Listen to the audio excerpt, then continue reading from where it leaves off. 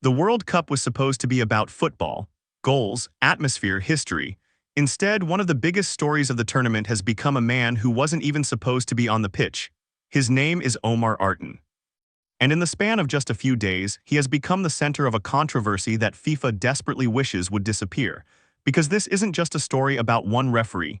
It's a story about credibility. It's a story about leadership. And most importantly, it's a story about what happens when a tournament begins to lose control of its own narrative. Let's start with the obvious question. Who is Omar Artan? To most casual football fans, the name means very little. That is not unusual. Referees rarely become famous. The best officials often go unnoticed. They do their job, they manage the game, they go home, but Omar Artan is different. Born in Somalia and later establishing himself as one of Africa's most respected officials, Artan spent years climbing through football's toughest ranks. Every promotion had to be earned. Every opportunity had to be justified. Every match became another test. And over time, he built a reputation, not as a celebrity, not as a headline, but as a professional. The kind of referee FIFA trusted enough to place on the biggest stage in football, the World Cup. Think about that for a moment. There are thousands of referees around the world. Only a tiny number ever reach FIFA's highest level, an even smaller number reach the World Cup. Artan did, years of work, years of sacrifice, years of pressure, all leading toward football's greatest tournament. And then everything changed. Because when the tournament began, reports emerged that Artan faced serious entry complications. Suddenly one of FIFA's own selected officials found himself caught in a situation nobody expected. A referee approved by FIFA, chosen by FIFA, trusted by FIFA. Yet unable to move through the process smoothly.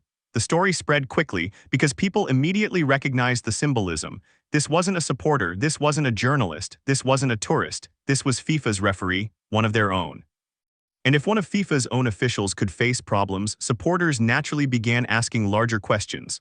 What about fans? What about team staff? What about everyone else traveling to the tournament? The issue exploded online. Football supporters began connecting it to every controversy that had already emerged during the opening week. Ticket complaints, attendance debates, travel issues, now this, another story, another headline, another problem. Individually, each controversy might have remained manageable. Together, they began creating something more dangerous, a pattern. And once supporters believe they see a pattern, every future incident becomes bigger than it otherwise would have been. That's exactly where FIFA found itself. Trying to explain one situation while carrying the weight of 10 others, the organization suddenly faced a credibility challenge. Not because Artan had done anything wrong, not because the referee was controversial, but because the story fit perfectly into a growing narrative. A narrative suggesting that the tournament was facing operational challenges far larger than FIFA wanted to admit. The irony is that none of this had anything to do with football itself. The matches continued. Goals were scored, teams celebrated, supporters filled stadiums, yet somehow the conversation kept returning to the same question. Why does everything feel so difficult? That question became impossible to ignore. And Omar Artan's story became the latest example, not because it was necessarily the biggest controversy, but because it was the most symbolic. A World Cup referee facing problems at a World Cup. It sounded almost unbelievable, and that made it irresistible. News organizations covered it, fans discussed it. Commentators debated it. The story spread far beyond football because it touched something deeper: trust. Trust in systems, trust in organization, trust in leadership, the very things FIFA needed most, and the very things that suddenly seemed fragile. By the time the story reached Canada, something unexpected happened. Instead of becoming another embarrassment for the tournament, Artan's situation began transforming into something else.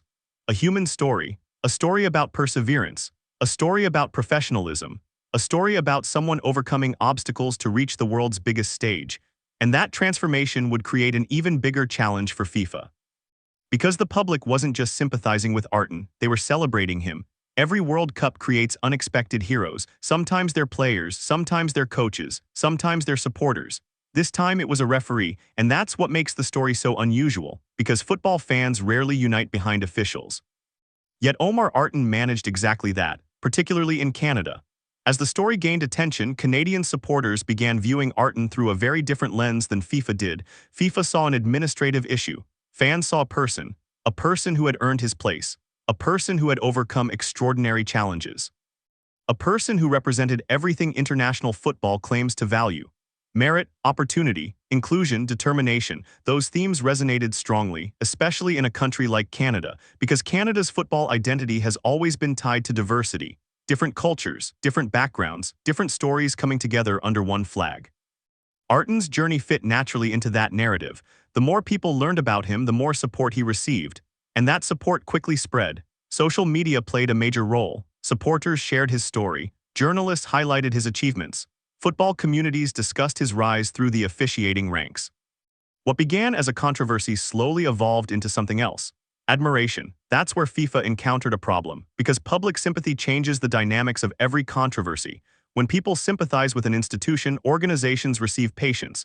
When people sympathize with an individual, institutions face scrutiny. Artan became that individual. And FIFA became the institution. Suddenly, the question wasn't whether procedures had been followed.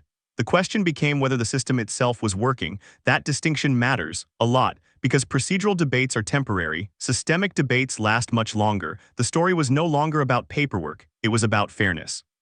No organization wants that conversation during a World Cup, especially not FIFA, because fairness sits at the heart of sport. Supporters can accept mistakes, they struggle to accept unfairness. And the more people identified with Artan, the more powerful that perception became. Canada's response reflected something larger. The country wasn't simply supporting a referee, it was supporting the principle that achievement should matter, that hard work should matter, that qualifications should matter. The more supporters framed the issue in those terms, the more difficult it became for FIFA to control the narrative. The organization found itself reacting rather than leading, explaining rather than celebrating, defending rather than inspiring, and that is rarely a winning position. Meanwhile, Artan continued doing what he had always done, remaining professional, avoiding drama, focusing on football. Ironically, the more restrained he appeared, the more support he received. Because supporters often admire composure under pressure, especially when controversy surrounds someone who never sought attention in the first place. By now, the story had become much larger than one referee. It had become a reflection of the tournament itself, a test of values, a test of leadership, a test of credibility, and FIFA was discovering that those tests are often harder than anything that happens on the pitch. The most dangerous crises are rarely the ones organizations prepare for. FIFA prepared for security issues. FIFA prepared for weather concerns. FIFA prepared for transportation challenges. What FIFA did not prepare for was a credibility crisis built from dozens of smaller stories. That's what makes Omar Artan's story so significant. By itself, it isn't catastrophic. By itself, it doesn't threaten the tournament, but it doesn't exist by itself. It exists alongside everything else. The attendance debates, the weather concerns, the travel complications, the VAR controversy, the growing perception that the tournament's opening weeks have been more chaotic than expected. Together, those stories create momentum, and momentum is powerful because public opinion rarely changes through one major event. It changes through accumulation. One concern becomes another. Another becomes three more. Eventually, supporters stop evaluating incidents individually. They connect them, they create narratives, and narratives are incredibly difficult to reverse. That is exactly what FIFA is facing. The organization insists that many criticisms are exaggerated. Perhaps some are, perhaps many are, but perception doesn't require complete accuracy. It only requires enough evidence to feel believable. Right now, many supporters believe they are seeing a pattern, and Omar Artan's story reinforces that perception, not because of what happened, but because of what it symbolizes. A tournament struggling to manage complexity, a governing body struggling to control the conversation. A World Cup increasingly defined by questions rather than answers. That's why this issue matters, not because it changes results, not because it affects standings, not because it determines who wins the trophy, but because it affects trust. And trust is the foundation upon which every major sporting event is built. Once trust weakens, every future controversy becomes larger, every explanation becomes harder, every statement receives greater scrutiny. FIFA now finds itself in that environment, an environment where supporters are asking difficult questions, an environment where every new headline carries additional weight, an environment where credibility matters more than ever. The irony is that the football itself remains excellent. The tournament continues producing memorable moments, goals, drama, upsets, everything supporters love, yet those stories are competing for attention, competing with controversies, competing with criticism, competing with narratives FIFA never wanted. And that may be the biggest challenge of all, not fixing one problem, not addressing one controversy, but rebuilding confidence across the entire tournament. Because confidence cannot be restored through a press release. It cannot be restored through a statement. It must be earned consistently, over time, one positive experience after another. For now, however, the spotlight remains fixed on Omar Artan, a referee who never intended to become a symbol, yet somehow became exactly that. And as the World Cup moves forward, FIFA will discover whether this story becomes a temporary distraction, or the moment people look back on as the beginning of something much larger. The biggest threat to FIFA isn't Omar Artan. It isn't attendance. It isn't the weather. It isn't transportation. Those are problems, but they are manageable problems. The real threat is something much harder to fix: trust. Because trust operates differently than almost anything else. It takes years to build, it takes minutes to lose, and once it disappears, every future decision becomes more difficult. That's where FIFA suddenly finds itself. Think about how supporters reacted to the VAR controversy. Nobody waited for official explanations. Nobody gave FIFA the benefit of the doubt. Millions immediately assumed something was wrong. That reaction didn't happen because of a single incident. It happened because trust had already weakened. And once trust weakens, everything changes. A delayed announcement becomes suspicious. A technical issue becomes a scandal. A communication mistake becomes a cover-up. The facts may remain identical. The perception does not. That perception is now shaping this World Cup. Every controversy is viewed through the same lens. Every explanation faces skepticism. Every statement receives scrutiny. And Omar Artan's story landed directly in the middle of that environment. Supporters weren't simply evaluating what happened. They were evaluating who it happened to: a respected official, a FIFA representative, someone who had spent years earning his place. The optics were terrible because optics matter, especially in modern sport. The average supporter doesn't read internal reports. They don't study administrative procedures. They react to stories, images, moments. And Omar Artan's story created a powerful image. One person, one journey, one obstacle against one giant institution. Historically, public opinion almost always favors the individual in that equation, especially when the individual appears dignified, professional, respected. That's exactly what happened here. The more FIFA explained itself, the more attention the story received. The more attention the story received, the more supporters learned about Artan. The more supporters learned about Artan, the more support he gained. It became a cycle FIFA struggled to control. And that's dangerous because the World Cup depends on credibility, not just football credibility, institutional credibility. Supporters need to believe competitions are fair, officials are selected fairly, rules are applied fairly, systems function fairly. Once those assumptions weaken, controversy grows rapidly. This is why organizations fear symbolic stories, not because they're the biggest stories, because they're the most memorable. Years from now, many people won't remember attendance figures, they won't remember transportation statistics. But they may remember Omar Artan, because stories involving people are easier to remember than stories involving systems. That's what makes this situation so important. It's not really about one referee, it's about what he represents.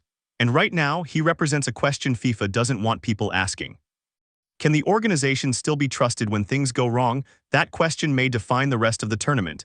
There was a moment when this story could have disappeared, a moment when it could have remained a minor controversy, a brief headline, a short discussion, then forgotten. That moment passed when Canada embraced Omar Artan. Because support changes narratives, and public support changes them even faster. The reaction wasn't organized. There wasn't a campaign, there wasn't a strategy, it happened naturally. People simply connected with the story, connected with the journey, connected with the symbolism. And once that connection formed, the story transformed. No longer a bureaucratic issue, no longer an administrative complication. Now it was personal.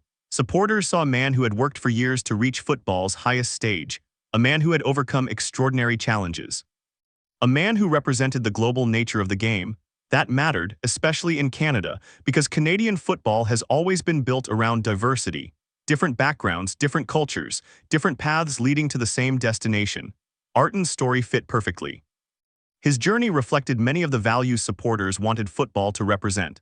Opportunity, merit, inclusion, determination. The reaction quickly spread beyond football circles. Sports media picked up the story, commentators discussed it, supporters shared it online. Each new conversation expanded the audience, and each new audience strengthened the narrative. The irony for FIFA is that none of this was intentional. The organization didn't create the story. But once it existed, FIFA couldn't escape it, because every attempt to move the conversation elsewhere failed. People kept returning to the same question: how did this happen? Not because they were looking for conflict, because they genuinely wanted answers. That's a critical distinction. Many controversies survive because people are angry, others survive because people are curious. This one contained both. Anger toward the system, curiosity about the process, that combination is powerful, powerful enough to dominate headlines. Powerful enough to overshadow football itself. Powerful enough to force FIFA into a defensive position, and that's exactly what happened. Meanwhile, Artan continued behaving exactly the way he always had, calmly, professionally, without creating additional drama. Ironically, that restraint made him even more popular. Supporters respect composure, they respect professionalism. Especially when someone finds themselves at the center of a controversy they never asked for. By now, the story had grown beyond Canada, beyond FIFA, beyond one referee. It had become a broader conversation about football itself, who gets opportunities, who faces obstacles, and how institutions respond when things go wrong. Those conversations rarely disappear quickly, and that's why this story continues to matter, because it reflects something larger than a single event. It reflects the values football claims to represent, and whether those values still hold up under pressure. Every World Cup eventually becomes remembered for something. A legendary goal, an unforgettable upset, a historic champion, a defining moment. The question facing FIFA today is simple. What will people remember about 2026? Because the answer is still being written. The football has delivered, there is no question about that. Great matches, great players, great stories, everything a World Cup should provide. Yet another story keeps demanding attention, the story of trust. And trust is becoming one of the tournament's central themes. The attendance debates, the weather concerns, the transportation complaints, the VAR controversy, the Omar Artan situation. Individually, none of them define the World Cup. Collectively, they create a narrative suggesting FIFA may be struggling to manage the biggest tournament in football history. Whether that narrative is fair is almost irrelevant, because public perception rarely waits for perfect information. People form conclusions. Then they look for evidence supporting those conclusions. That's exactly what's happening now. Every new controversy strengthens existing beliefs. Every new problem reinforces existing criticism. Every new headline becomes part of a larger story. That larger story is what worries FIFA, not one incident, not one controversy, the accumulation. The pattern, the feeling that too many things are going wrong at the same time, and that feeling matters, because football is emotional. Supporters don't experience tournaments through spreadsheets. They experience them through moments, experiences, stories, memories. Those memories ultimately determine legacy. Years from now, nobody will remember every attendance figure. Nobody will remember every press release. Nobody will remember every explanation.